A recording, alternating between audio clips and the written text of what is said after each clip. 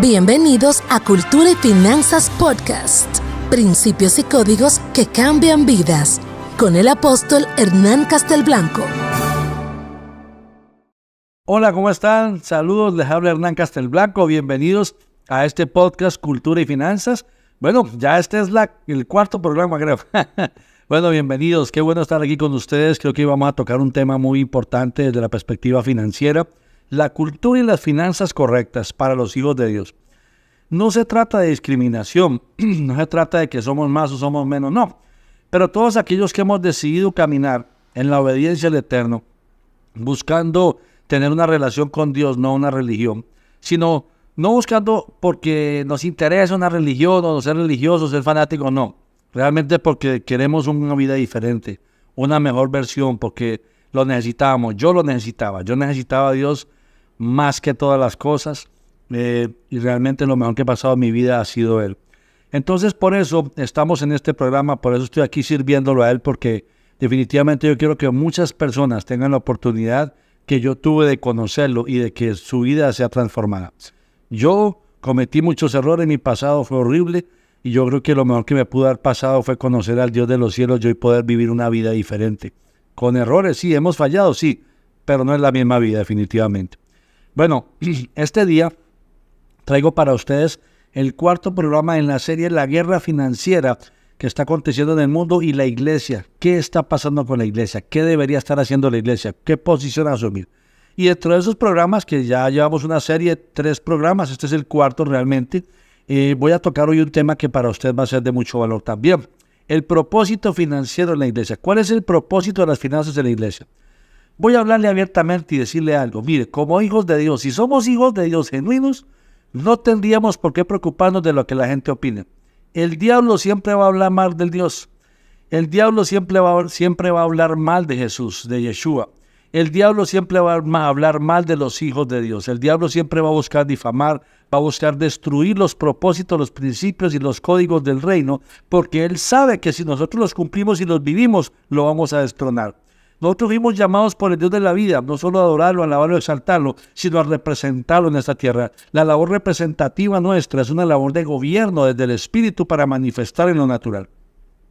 Así como hay mucha gente que ora para que haya milagros de sanidades, también habemos otros que oramos para que haya milagros financieros y para que el equilibrio llegue a la iglesia de Jesucristo.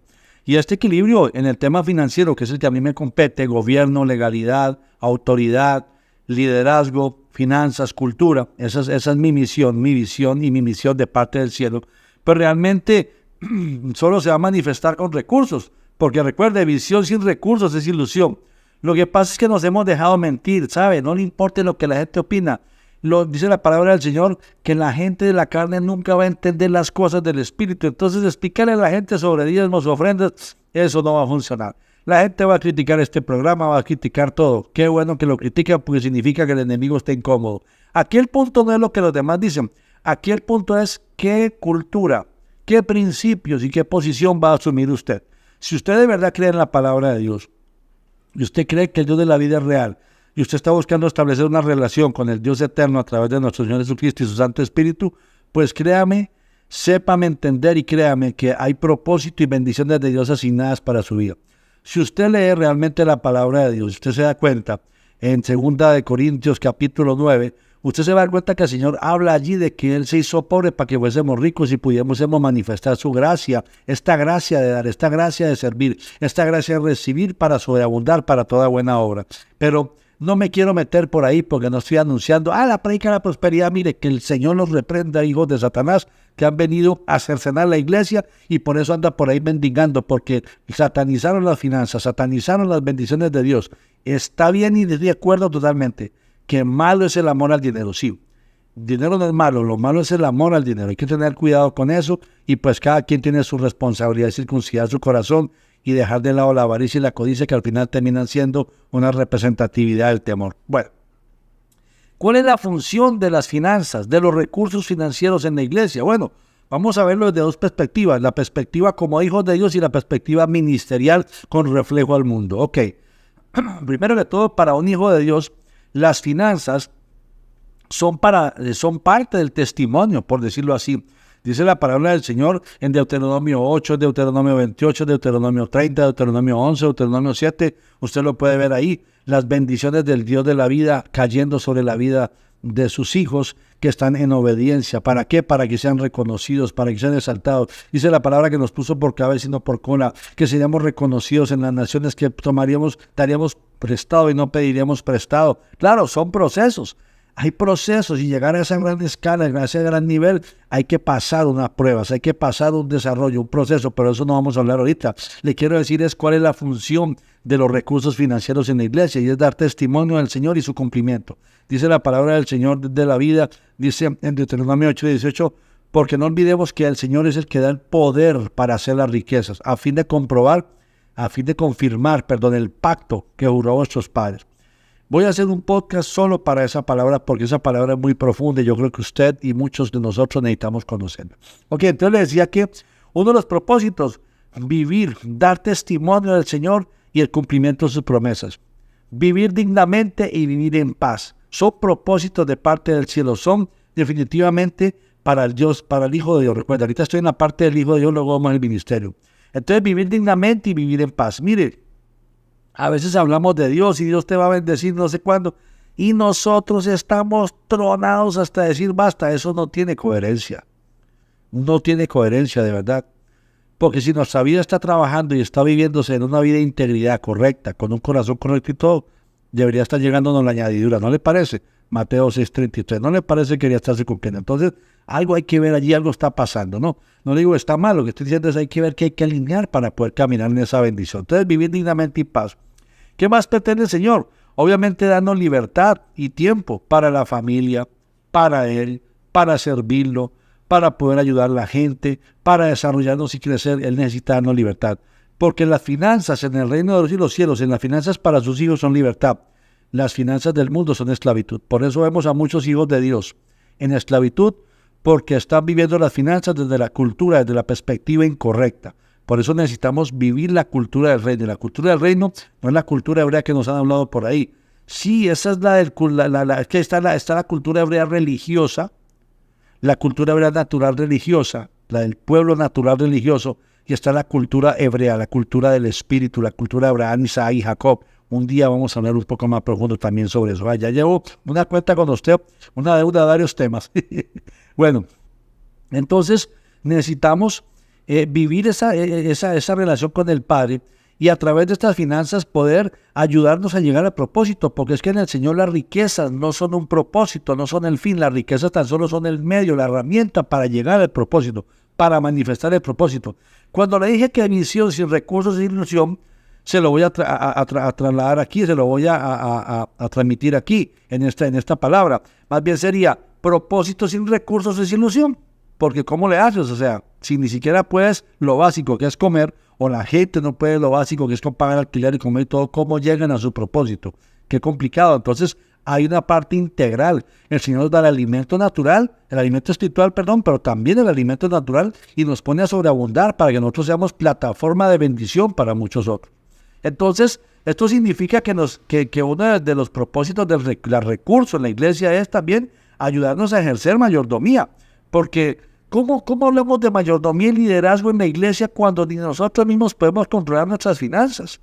Ni podemos controlar nuestra casa, nuestro hogar, nuestra vida. Entonces, realmente tiene que haber un equilibrio. Por eso las finanzas, para mí en lo personal y ministerialmente, en lo que Dios de la vida me ha enseñado estos años, es que las finanzas son un reflejo del corazón de la persona. Las finanzas, como se manejan, como se administran y se gobiernan, son un reflejo del corazón del Hijo de Dios que las maneja. Como es sus finanzas, así es su vida. Como están sus finanzas, así es su vida. Definitivamente así es. Si su corazón está muerto, estéril, así están sus finanzas, estériles. Entonces, necesitamos meditar muy profundo en esta palabra, amados, porque la añadidura, si la añadidura no está llegando, es porque no estás en el reino de Dios y su justicia, porque la palabra se cumple. Entonces, no diríamos que la palabra es mentirosa. Así que nos ayudan a llegar al propósito. ¿Qué otra cosa hacen las finanzas del reino de los cielos en nuestras vidas? Bueno, obviamente, ser instrumento de bendición para otros, para la ayuda a la iglesia, para los proyectos de la iglesia, para los proyectos de enseñanza, para los proyectos de evangelismo, para ayudar a nuestras familias, a nuestros papás, ser de honra para nuestros padres, darle una educación de bendición a nuestros hijos, para vivir dignamente, lo dije ya antes. Entonces, claro que sí. Ahora, también es para protegernos y prepararnos de los tiempos por venir y los tiempos difíciles. El Señor quiere que estemos preparados, que hagamos como José, que en los tiempos de abundancia recojamos para los tiempos de escasez del mundo. Recuerde, Dios quiere, como vivimos en este mundo, Dios quiere que en los tiempos de abundancia nos preparemos para cuando en este mundo haya escasez y nosotros no vivamos la escasez. Recuerde que José no vivió vacas flacas, eso lo vivió fue Egipto. Pero José y los israelitas nunca vivieron vacas flacas, jamás. Los que la vivieron fueron los israelitas. Entonces ni siquiera está bien decir, aquí hermano, en las vacas flacas. No, ¿cómo se le ocurre, amado? Te das cuidado lo que declara, porque está diciendo, soy un egipcio. Entonces diría, soy un egipcio, vivo en el Cairo. No, amado, no, nosotros no vivimos en Egipto. Eso es de los egipcios. Usted y yo deberíamos estar al lado de José. O ser el José de la casa, o por lo menos andar en alguna de las otras 11 tribus, ¿verdad? Entonces, amado, no vuelva a decir eso. Aquí las vacas flacas, no, nunca tuvimos vacas flacas, eso fue para Egipto. Léalo bien y se va a dar cuenta. Entonces el Señor pretende prepararnos y apartarnos de los tiempos difíciles.